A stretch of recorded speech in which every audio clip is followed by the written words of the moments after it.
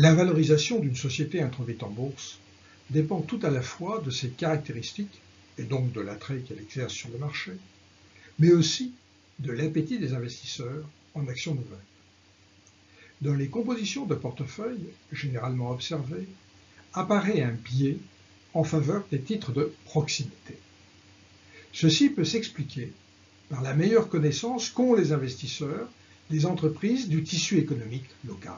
Prenant en compte simultanément l'ensemble de ces arguments, Bashiri, Karosi et Mengoli produisent dans le Journal of Banking and Finance une étude originale sur l'effet de la proximité spatiale des centres de décision d'entreprise sur leur valorisation au moment de leur introduction en bourse.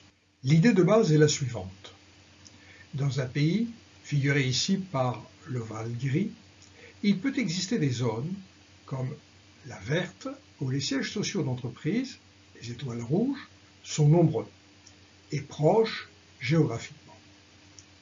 Il peut exister aussi d'autres zones, comme la bleue, où les sièges sociaux sont rares et isolés des autres.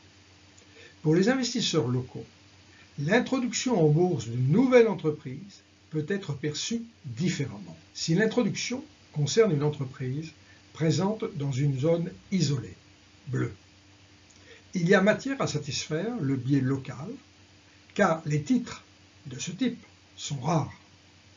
L'effet devrait être positif sur la valorisation du fait de la forte demande.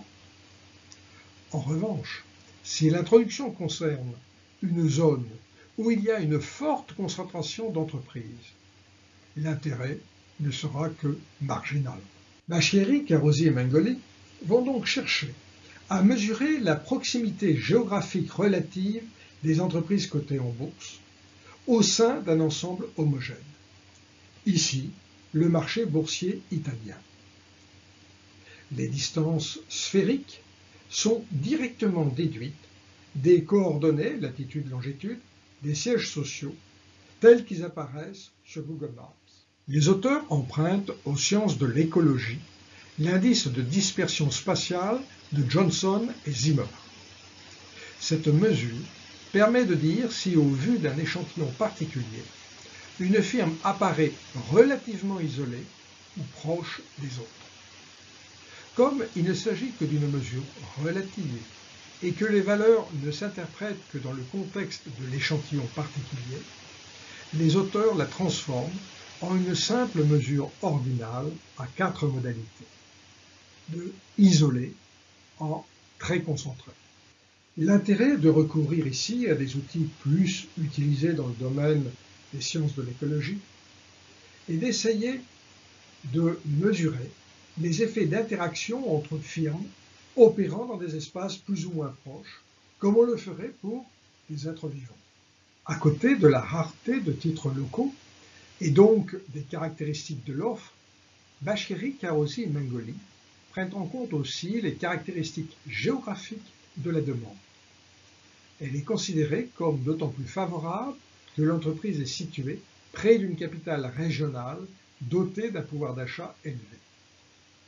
Un indice pondéré de distance à la richesse disponible est ainsi calculé. L'échantillon est composé des sociétés non financières cotées à la bourse de Milan. Les 1668 observations annuelles portent sur la période 1999-2007, au cours de laquelle on relève 151 introductions en bourse. Pour estimer l'importance du premium apporté à la valorisation boursière par les dimensions de localisation, les auteurs estiment un modèle de régression où la variable dépendante est le log du ratio market to book et les deux variables explicatives, les deux indices spatiaux de concentration des entreprises cotées et de concentration de la richesse disponible. Les coefficients associés aux deux indices sont significatifs et ont les signes attendus, négatifs pour la concentration des firmes et positifs pour celle du revenu disponible. Par ailleurs, estimés à la moyenne des deux indices, 2,067 et 2,828, leurs deux effets cumulés représentent plus de 64% de la moyenne du ratio market to book sur l'échantillon. L'analyse par régression est étendue en décomposant l'indice de concentration spatiale en son niveau précédent et la variation dans l'année suite aux introductions et aux radiations. En se limitant à son niveau initial, on retrouve un coefficient négatif, significatif et voisin de ce qui a été trouvé précédemment. En introduisant les deux variables indicatrices d'interaction correspondant soit à un accroissement, soit à une baisse de la concentration spatiale, on observe à la fois des réactions asymétriques, effet négatif prononcé en cas de plus grande concentration, tant au niveau de la variable initiale que de son changement. Enfin, la variable d'interaction niveau initial changeant est positive en cas d'accroissement et négative dans le cas opposé, indiquant que les effets sont plus modérés pour des niveaux initiaux élevés. Une entreprise de plus ou de moins cotée a peu d'importance quand il y en a déjà beaucoup.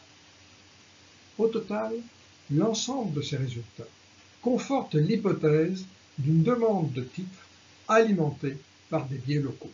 En conclusion, cette étude fait un emprunt original aux travaux de l'écologie et cette transposition permet de produire des résultats empiriques qui soutiennent l'hypothèse de l'existence d'un biais local des investisseurs. Plus encore, elle montre que les mouvements à la cote, introduction et radiation, affectent les valorisations d'entreprises opérant dans un environnement géographique voisin. Enfin, si par parcimonie, nous n'avons pas repris la totalité des résultats exposés dans cet article, nous pouvons cependant mentionner les effets mesurés de ces indicateurs spatiaux sur les sous-évaluations initiales constatées lors des introductions en bourse. Ces sous-évaluations sont moins marquées lorsque la société introduite rejoint de nombreuses sociétés cotées voisines, et plus fortes dans les cas opposés.